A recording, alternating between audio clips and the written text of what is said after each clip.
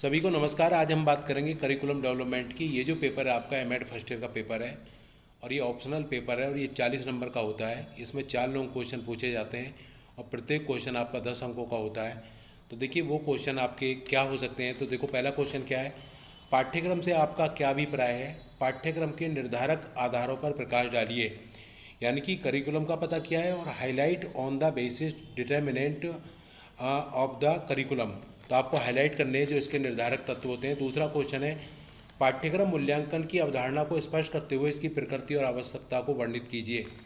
आपको इसकी नेचर का पता बताना है और इसकी जो नीड है उसको बताना है।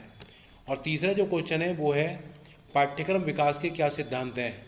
एक अध्यापक पाठ्यक्रम को किस प्रकार विकसित कर सकता है, यानी कि प्रिंसिपल्स ऑफ करिकुलम डेवलपमेंट की इन्होंने बात की है। और चौथा क्वेश्चन है, भारत में पाठ्यक्रम विकास में NCERT की भूमिका की विवेचना कीजिए। तो ये आपका चौथा क्वेश्चन है। तो मैंने 4 क्वेश्चन बताए, पाठ्यक्रम से क्वेश्चन होंगे, तो इनमें से किन्हीं 2 प्रश्नों के आपको उत्तर देने हैं। उसके बाद मैं शॉर्ट क्वेश्चन की बात कर लेता हूँ, जो कि 6 आते हैं। 6 में से 4 प्रश्नों के उत्तर आपको देने होते हैं। तो देखो कौन से क्वेश्चन हो सकते हैं। पहला क्वेश्चन है, पाठ्यक्रम विकास में UGC विश्वविद्यालय अनुदान आयोग की भूमिका का संक्षेप में वर्णन करो। यानी कि जो करिकुलम डेवलपमेंट है उसमें UGC की क्या भूमिका है। दूसरा क्वेश्चन है, मानववादी पाठ्यक्रम की विशेषताओं पर संक्षेप में चर्चा करो। यानी कि ह्यूमनिस्टिक करिकुलम की बात की है इन्होंने। और तीसरा क्वेश्चन है, पाठ्यक्रम की बहु अनुशासनिक उपागम पर एक संक्षिप्त टिप्पणी लिखो। और आपका चौथा क्वेश्चन है, पाठ्यक्रम विकास के लिहाज से दूरस्थ शिक्षा एक नवीन उपागम है।